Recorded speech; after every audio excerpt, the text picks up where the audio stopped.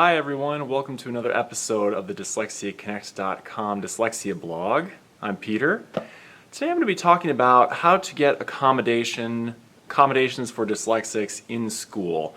This is an interesting topic and it comes up a lot. We have a lot of parents ask us questions about that, how to get accommodations for their children in school. So I thought I would talk about that today. Now, first of all, if you do think that your child is dyslexic, you probably want to look into a dyslexia tutoring program. The reason why dyslexia tutoring programs are so good, regardless of whether you're able to get some additional accommodations or help in school, is the fact that often it's very difficult for children to get one-on-one help when they're in school, and working with the dyslexia tutor is going to provide that. And also you're going to be assured that if the dyslexia tutor is trained in Orton Gillingham or one of the well-respected methods for teaching dyslexics, the child is going to get the exact sort of approach they need to be able to make progress, in addition to that one-on-one help, which is so important and difficult to find in school. Now, beyond that, even if you already have your child in dyslexia tutoring, or you're thinking of signing them up for that already, you may still want to try to get accommodations for them in school, simply because it can be difficult for them to keep up with the amount of homework, to do in-class assignments, and other things like that if they are dyslexic. So here are some steps today of how to approach getting accommodations and help in school. So, number one, you should pay attention to your instincts. You know, often parents, even if they aren't sure their child's dyslexic yet, they often have an idea that something isn't quite right, and they know that there's something going on with their child. That their child's difficulties are not simply the result of laziness or them not trying. It seems like there's something else going on. And of course, as a parent, you're going to have a very good sense of this and know your child well enough to be able to sense when something seems a little bit off. So if something does seem off to you, make sure you investigate that, because it's probably an indicator that there is something else going on, and this needs to be looked into, and you need to do some research on it. In that same sense, if you think it might be dyslexia or something very close to it and you want to try to rule dyslexia out, go ahead and do the research. This is really important, and there are all kinds of good resources online now. There are also a lot of good books that talk about dyslexia and the nature of dyslexia. You can watch our videos, of course, as part of our dyslexia blog, and go to our website, DyslexiaConnect.com, to find more information on the common signs of dyslexia and various issues related to dyslexia. If you do the research about dyslexia, then you're going to have everything you need to advocate for your child when you go into school and ask for that evaluation, or however you decide to go about it. So doing the research always helps. The next step you can do to try to get accommodations at your school is to ask for an evaluation.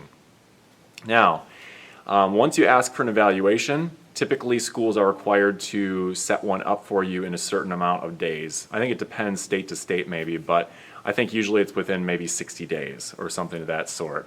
So once you request that, they'll go ahead and they'll probably get that set up for you. Now, in certain schools, you may run into the fact that they say they do not diagnose children with dyslexia or do not acknowledge dyslexia. And this is very common still in many schools.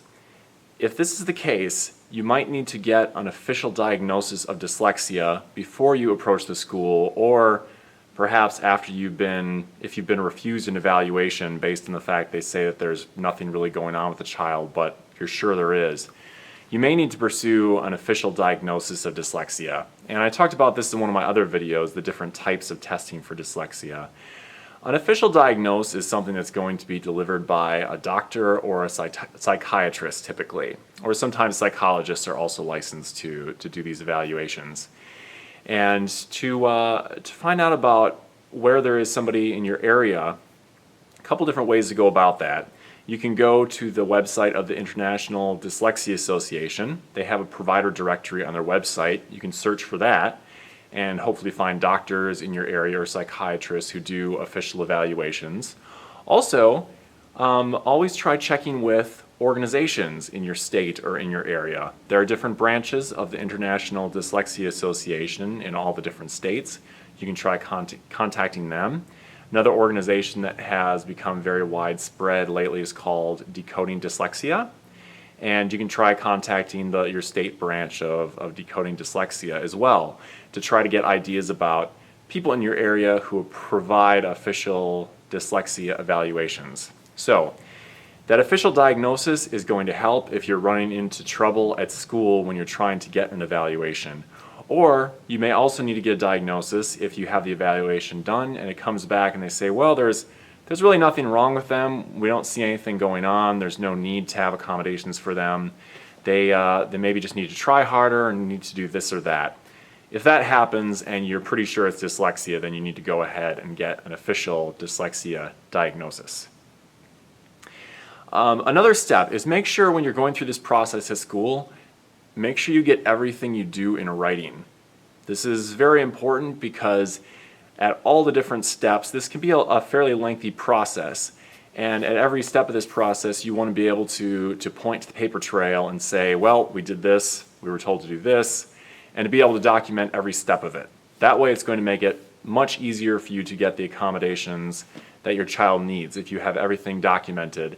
That'll also help you avoid having to do certain steps over again. If you get to another step and they say, well, you should have done this first, if you don't have the paperwork to document that, they may want you to go through that step again, even though you've already done it.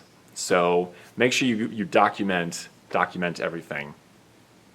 And as I mentioned in the beginning, if you think your child may be dyslexic, seek out resources to learn about dyslexia. Because often, if people have that hunch or they're just not really sure and they start to research it, I've talked to all sorts of people who say that suddenly they started reading a list of the symptoms of dyslexia or watching a video like we have about the symptoms of dyslexia, and they suddenly realize, oh, this is clearly it. My child shows all these different signs and symptoms of dyslexia. This is obviously what's going on here. And then you can take that knowledge and go ahead and pursue the next step that you need to pursue. So, some problems that you may encounter when you're trying to get accommodations in school. This is related to what I mentioned previously. Some schools may say that dyslexia is not a real diagnosis. And this is still fairly common. If this is the case, you're probably going to need to do something like get an outside evaluation by a doctor, as I was mentioning, an official evaluation that says, hey, a diagnosis of dyslexia is real. Here it is, done by a doctor or a psychiatrist. That will become doubly important in a case like that. You may also notice that the word dyslexia is not used when you're trying to go through this process. Some schools still do not like to, I guess what they say, label children as dyslexia or use the term dyslexia when they're talking about certain learning disabilities. And they may try to say that whatever struggle the child is having is something different. And they may use different terminology and sort of try to avoid using that word dyslexia. And you shouldn't feel intimidated by that. You should just go ahead and keep using the word dyslexia. If you're sure it's dyslexia, then go ahead and keep using that word to keep the debate on target. Especially if you have an official evaluation, you can always point to that and say, hey, be reassured by the fact that it is dyslexia. A doctor or psychiatrist did the diagnosis and says it's dyslexia. Also, you may be told when you're looking into this that whatever struggles your child is having, they may outgrow these things as they get older. It's very important to understand with dyslexia, it does not go away. Since dyslexia is a neurological disorder that's passed on genetically, it's not something that a child simply will grow out of. If they're having difficulties because of dyslexia at a certain age, they're going to continue to have difficulties because of dyslexia, and they need to have those difficulties addressed. Ideally, like I said, in a dyslexia tutoring program, so that they're actually getting the help they need and they can start to make progress. But it's not simply going to just disappear after the child gets older or after they mature. It's not like some other things that can get better with age naturally. The dyslexia of nature, the nature of dyslexia just does not allow that. Since the type of disorder it is, that's not going to happen if it's just left alone. So those are important things to keep in mind. If you have any questions or comments, please feel free to post them. I always like to respond to your questions. You can also go to our website, www.dyslexiaconnect.com. We've got all kinds of information there about dyslexia and different issues with dyslexia. There's also information about our online dyslexia tutoring program, if you're interested in that. And thanks for watching, and I will see you for the next episode. Bye-bye.